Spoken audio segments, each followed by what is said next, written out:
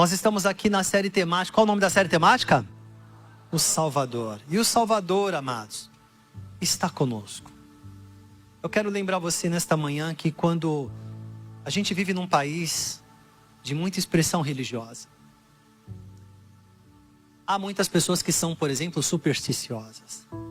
E elas querem transcender. Elas, de alguma forma, querem dar uma resposta para aquilo que elas não conhecem. Mas o que a gente observa é uma coisa distante. No caso do relacionamento com Deus, por exemplo, boa parte das pessoas acaba buscando a Deus na hora da crise. E não que Deus não possa socorrê-las. O fato é que há pessoas que têm algo tão distante, assim, como se, não, eu creio que Deus existe, mas é uma coisa gigantescamente longe. Ou então elas buscam a Deus e se desesperam na hora em que sentem que suas vidas estão ameaçadas. Seja através de uma doença, por causa de alguma situação crítica. Então o que, em linhas gerais, eu observo é uma distância entre o ser criado e aquilo que ele entende por ser o Criador ou essa força maior. Mas eu vejo esse quadro com tristeza, porque aquele que nos criou, ele não quer se relacionar dessa forma conosco.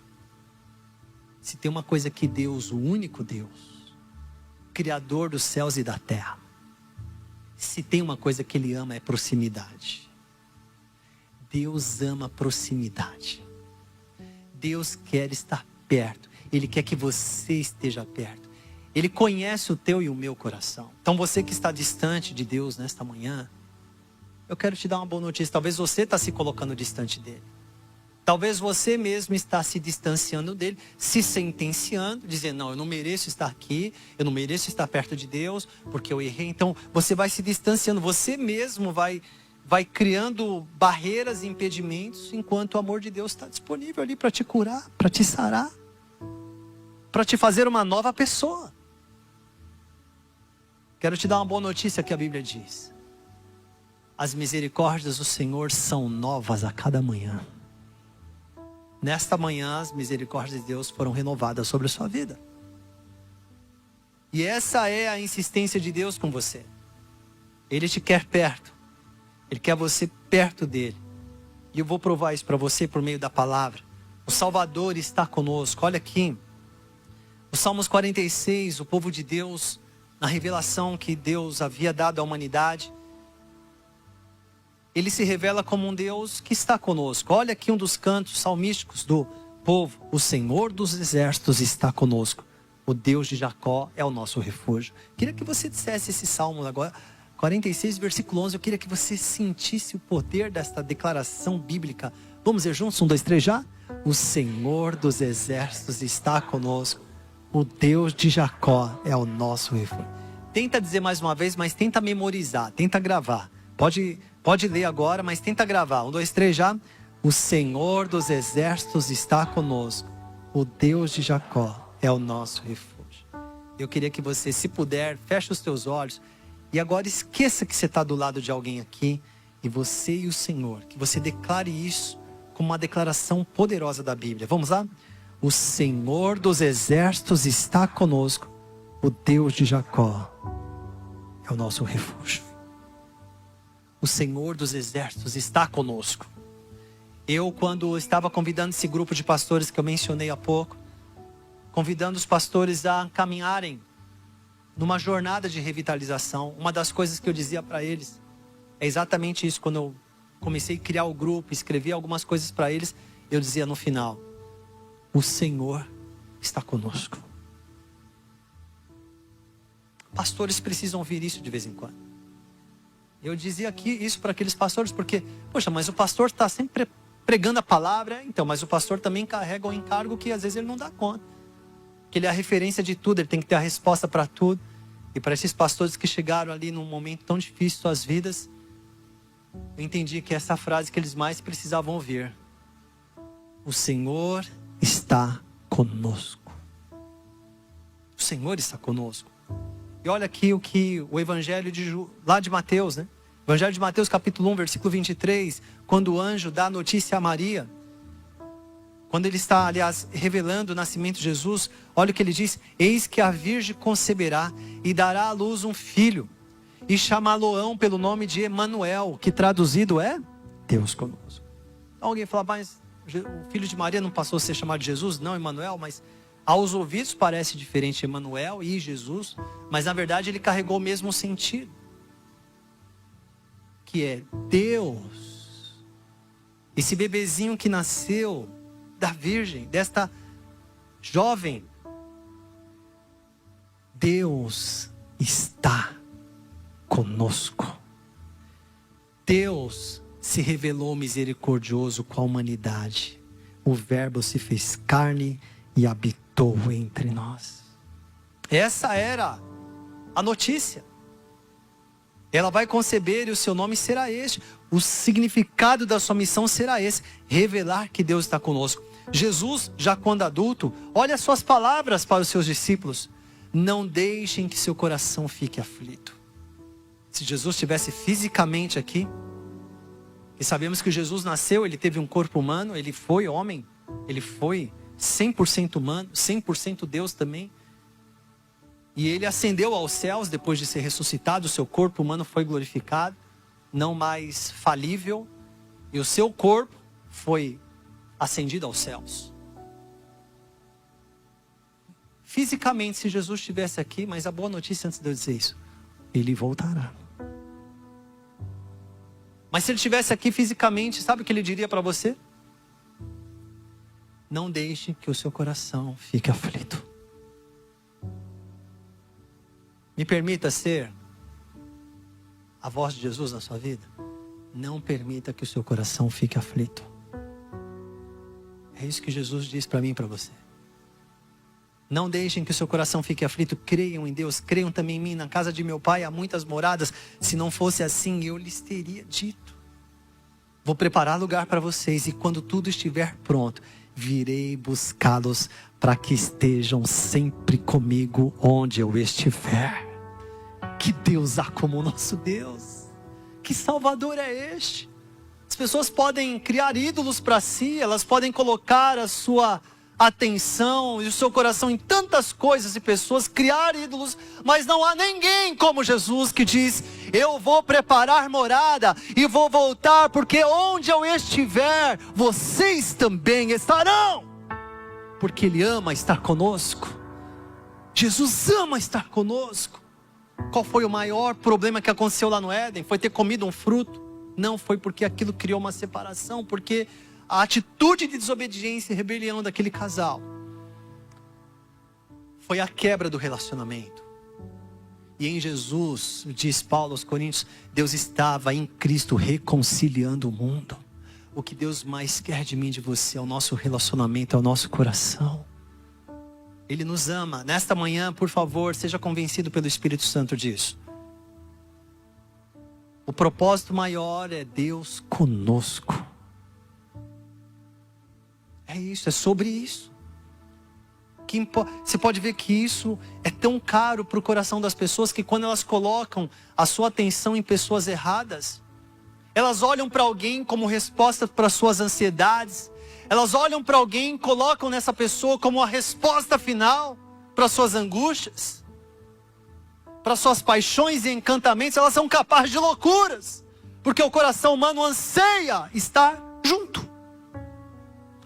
Mas quando a gente olha e vê que o Salvador disse: eu vou preparar lugar, porque onde eu estiver, vocês estarão juntos. Foi eu que salvei vocês, vocês foram criados para mim, e nós estaremos juntos, naquele lugar que não haverá mais dor, não haverá mais morte, não haverá mais lágrimas. Você estará com o Senhor, o Salvador, que é Deus conosco. Quando ele foi ao inferno, na sua morte, anunciar a sua vitória, o inferno virou o céu, porque onde Jesus está, tudo muda. A questão não é, e uma vez ficou claro isso para mim, o pior do inferno não é o lago de fogo e enxofre, que a Bíblia diz. Mas o pior para mim, além disso tudo, é que ele não estará lá. Eternamente ele não estará lá. A pior coisa que pode acontecer é a gente perder a presença de Jesus. Quando a gente fala de salvação, não é só para livrar a pessoa de uma angústia do inferno, é para livrá-la da ausência por toda a eternidade da presença de Jesus. Eu não quero perder por nada a presença de Jesus. Há muitas coisas que atraem a nossa atenção. Tem coisas que são prazerosas para a carne. Momentaneamente elas são boas, mas elas roubam a presença de Jesus. A nossa resposta ao pecado não é porque eu sou forte, eu consigo resistir a isso, não. É porque eu não quero perder a presença de Jesus. Ele morreu e me salvou e ressuscitou para que eu estivesse com Ele. Fisicamente Ele está nos céus. Mas olha o que Ele diz no Evangelho de João, capítulo 14, versículo 16. Eu pedirei ao Pai. Ele está dizendo, eu vou preparar, mas eu pedirei ao Pai. E Ele lhes dará outro encorajador que nunca os deixará. Ele avisou os discípulos, eu vou sair agora, vocês não vão mais me ver. Mas eu vou pedir ao Pai, Ele vai enviar outro encorajador. É o Espírito da verdade. O mundo não pode receber, pois não vê e não o conhece, mas vocês o conhecem. Ou seja, Jesus estava dizendo, vocês também não veem Ele como o mundo não pode ver. Mas tem uma diferença entre vocês e o mundo. O mundo não vê e não conhece. Vocês não veem, mas vocês o conhecem. Pois Ele habita com vocês agora e depois estará com vocês. Quando eu olho isso, eu consigo entender a atitude daqueles discípulos que num primeiro momento abandonaram e fugiram. No momento da morte, da captura de Jesus. Eles fugiram, eles sentiram medo. Mas quando eles agora estão cheios do Espírito Santo, eles são capazes de entregarem suas vidas. Porque o Espírito da verdade é quem encoraja. Atos capítulo 13, versículo 52, aqui Jesus já tinha ascendido aos céus, e agora a igreja já estava ali em Jerusalém, cheia do Espírito Santo, e a Bíblia diz, os discípulos continuavam cheios de alegria e do Espírito Santo. Irmãos, é impossível, se a gente não ignorar a presença do Espírito Santo, é impossível a gente ter uma vida derrotada de tristeza, se arrastando. A gente pode passar por lutas, dificuldades, adversidades, essas coisas acontecem, nós teremos tribulações, Jesus mesmo disse. Agora, é impossível, se o Espírito Santo, se Ele tem sido essa pessoa a quem damos muita atenção, é impossível a gente parar e desistir no meio do caminho, porque a vida do Espírito Santo, Ele produz em nós alegria. A alegria, ela não é uma virtude situacional. Eu não preciso dizer para você que coisas boas têm que acontecer para eu estar alegre, não. Tem coisas que entristecem meu coração, sim, mas não roubam a alegria da salvação. Não roubam a alegria da presença do Espírito Santo na minha e na sua vida. Então, é disso que nós precisamos. O que nós precisamos é nos reconectar com o encorajador, porque o encorajador, o Espírito Santo, Ele é a representação, Ele é o embaixador do reino. Ele foi enviado. Jesus fisicamente está à destra do Pai, reinando poderosamente nos céus que os nossos olhos não veem, e um dia Ele voltará. Mas quem Ele enviou para estar na terra? Quem está na terra? O Espírito Santo encorajador, para encher o meu coração de alegria, para encher o meu e o seu coração de entusiasmo. Apesar de todos os desafios da luta, da iniquidade que aumenta, mas os meus olhos não estão fixos na iniquidade, não estão fixos na inflação, não estão fixos nos problemas e turbulências desse mundo, mas os nossos olhos estão fixos em Jesus que voltará e no Espírito Santo que habita em nós. É isso que nos faz avançar. O Salvador não nos deixou sós. O Salvador não disse, espera um pouco que eu já volto. O Salvador não fez como um dia seu pai e sua mãe fez, olha, fica aí, e você se desesperou porque você estava sozinho e não conseguia sair daquele lugar. Ou um dia talvez, quem sabe, você já teve aquela experiência, seu pai dizer, fica aqui, e não voltou mais. Não, o Salvador foi, mas Ele disse, vocês não vão ficar um segundo sozinhos, porque o encorajador virá. Ele virá, Ele virá, e Ele veio, igreja. O Espírito Santo veio. É por isso que nós estamos aqui. A sua e a minha vida são verdadeiros milagres. Como é que pode alguém como eu e você abraçar essa fé em Jesus, num mundo que diz para nós que deveríamos pensar em nós mesmos, num mundo que diz para nós que deveríamos nos preocupar apenas com nossos próprios umbigos? Atos 13, 2-4, enquanto adoravam o Senhor e jejuavam, disse o Espírito Santo, olha só que maravilha, Quando nós temos comunhão, Ele é capaz de dar direções específicas. Separem-me Barnabé e Saulo para a obra que os tenho chamado. E assim, depois de jejuar e orar, impuseram-lhe as mãos e os enviaram. Enviados pelo Espírito Santo, desceram a Seleucia e dali navegaram para Chipre. Irmãos, o Espírito Santo, Paulo disse para a igreja: vocês não extingam o Espírito Santo. O que é extinguir o Espírito Santo? Não é blasfemar contra o Espírito Santo, não é detestar o Espírito Santo, nada disso. Às vezes a pessoa honra, ela ama o Espírito Santo, mas às vezes ela extingue. O que é? Ela não traz o Espírito Santo para a conversa, ela simplesmente ignora, ela esqueceu, porque os olhos não estão vendo, mas Jesus mesmo falou: vocês não veem com os olhos, mas vocês conhecem Ele. O Espírito Santo deveria estar em todas as conversas, porque quando a gente diminui as vozes, que são muitas em nossas cabeças, você está ouvindo gente demais, muita gente, seu cunhado, sua cunhada, os primos, sobrinhos, tá todo mundo falando um monte de coisa, e o chefe, não sei o que, você está olhando e se olha os problemas, aquelas vozes tão altas. Você lá, não sei o que, também você errou. Imagina aquela, você também, você fez isso de novo. Não sei o que, você esqueceu, você falhou, você errou, agora não sei o que. Esse é um monte de voz, você fala: e agora? Não vai dar certo, tá difícil, e aqui não vai dar. Aí você tem que começar, pelo poder do Espírito Santo, começar a diminuir as vozes. Pega o volume. Mas não vai dar certo. Você já diminuindo. Mas você errou. Então. Aí você às vezes fala e deixa a voz. Aí você ora de novo, jejua e vai diminuindo. Você não conquistou, você já errou. Espírito Santo fala: eu quero ouvir tua voz, só a tua voz. Só a tua voz me importa agora. Chega de ouvir muitas vozes que não tem nenhum compromisso com a tua palavra. Quero ouvir a tua voz. E você vai ouvir a voz do Espírito Santo. Ele vai falar, você vai saber, você vai ler a palavra, você vai orar, você vai falar: é o Espírito Santo que falou. Tenho convicção disso. Porque quando nós ouvimos a voz do Espírito Santo, nós ganhamos convicção.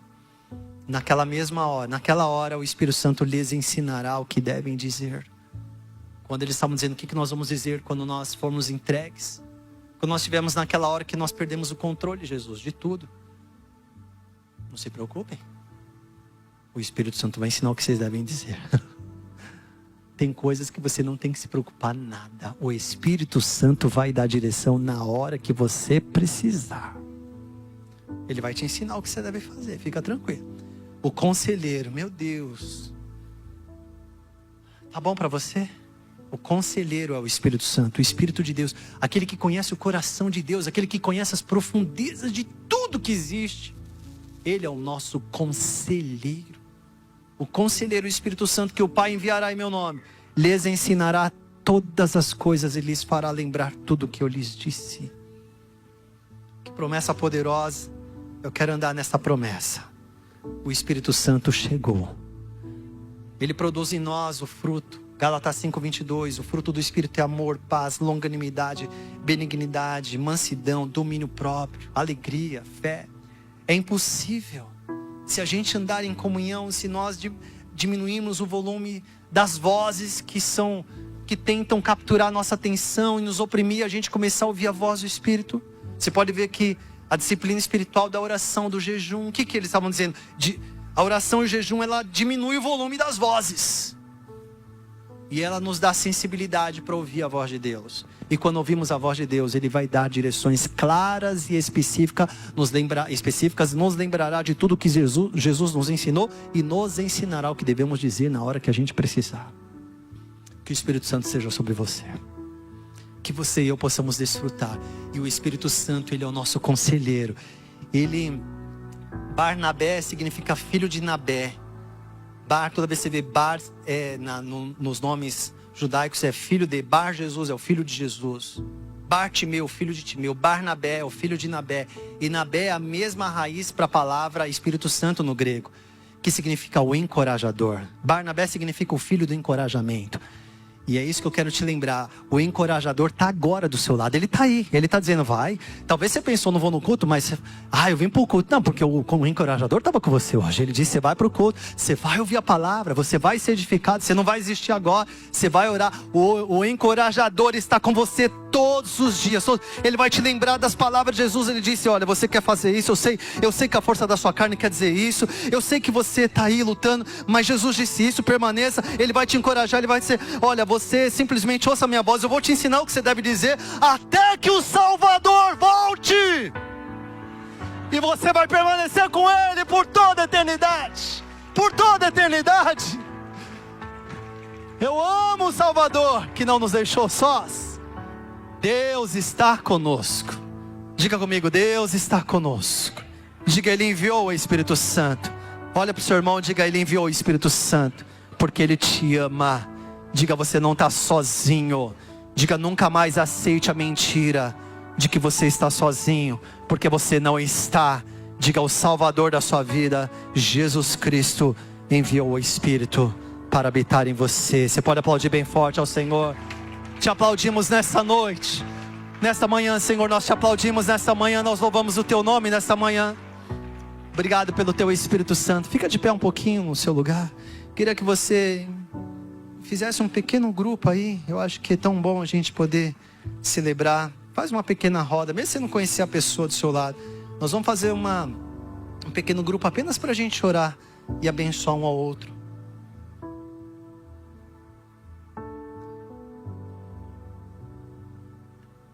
Tá bom?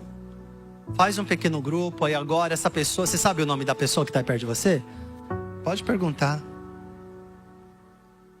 Pode perguntar. Amém? Agora, antes de você orar, que já tem gente que já fechou os olhos. Espera aí, abre aí. Então, antes de você orar, essa pessoa que está do seu lado, Deus a ama demais. Que você sinta compaixão, misericórdia e amor por esta vida que está aí. Talvez ela é bem diferente de você, mas saiba que ela é alvo do amor e da bondade de Deus. E a oração é para que ela permaneça. Ela também vai orar. Pessoas vão orar por você no grupo. Ninguém vai ficar sem oração. Aí agora nós vamos orar, Senhor, que esta pessoa possa viver uma vida cheia do Espírito Santo. Senhor, que ela possa desfrutar dessa vida. Vai orando por ela de acordo com aquilo que o Espírito Santo for colocando no seu coração. Em nome de Jesus. Se esta pessoa do nosso grupo estava envolvida em cadeias espirituais, laços de alma do passado, se ela estava aprisionada em situações que estavam distanciando ela de Deus, Senhor, traga agora sobre ela o teu renovo. Cadeias são quebradas agora, laços de alma são quebrados agora. Que ela sinta o poder de Deus. Que o poder do Senhor passe de mãos em mãos agora. Passe de mãos em mãos. O poder do Senhor passe de mãos em mãos. De mãos em mãos agora. O poder de Deus, a presença de Jesus, o amor de Jesus. Não é sobre nós, mas é sobre Jesus que está aqui. Por meio do seu Espírito. Que todos sejam cheios do Espírito Santo. Que todos sejam cheios da presença do Salvador. Que todos sejam guiados a toda a verdade agora. Oh Senhor, Jesus, Tu enviaste o Teu Santo Espírito. Que cada pessoa agora seja renovada e fortalecida. Porque o Salvador não nos deixou sós. O Salvador não nos deixou sós. Ninguém precisa viver isolado, ninguém precisa se sentir abatido, porque o Salvador não nos deixou sós. Ele enviou o Espírito que nos guiará a toda a verdade, o Espírito Santo de Deus, o Deus que revela o seu amor, o Deus que revela a sua misericórdia, o Deus que nos purifica de todo pecado. Oh Senhor, revela-te a nós. Oh Jesus, Teu poder nos purifica. Teu poder nos purifica. Oh, oh Senhor. Aleluia. Aleluia. Aí no seu grupo mesmo, de mãos dadas ainda, olha para as pessoas aí perto de você e diga assim: a sua vida não será mais a mesma. Diga ao Espírito de Deus, Ele vai te guiar a toda a verdade. Ele te ensinará o que deve dizer. Diga: você não está só. Diga o Salvador. Ele é Deus Emanuel, que significa Deus conosco. Ele está com você, Ele te ama, Ele te ajuda e Ele voltará. Você pode aplaudir bem forte ao Senhor nesta manhã, em nome do Senhor Jesus.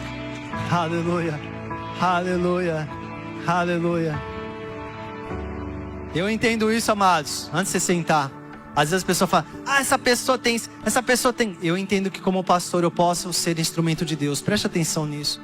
Para corrigir a vida de pecado. Eu posso ajudar alguém a admoestar, falar: vem aqui, tá errado isso. Mas na verdade, sabe qual é a melhor missão que eu posso fazer? É aproximar a pessoa do Espírito Santo. O que adianta ela só me ouvir só porque eu tô falando? Né, Gi? Não pode fazer, mas tá bom. Ela falou: joia, hein, valeu. No outro dia ela tá longe de mim. Agora, se ela estiver perto do Espírito Santo, é diferente. Então a minha missão é aproximar as pessoas do Espírito Santo. Lembre que o Espírito Santo está contigo, está conosco. Amém?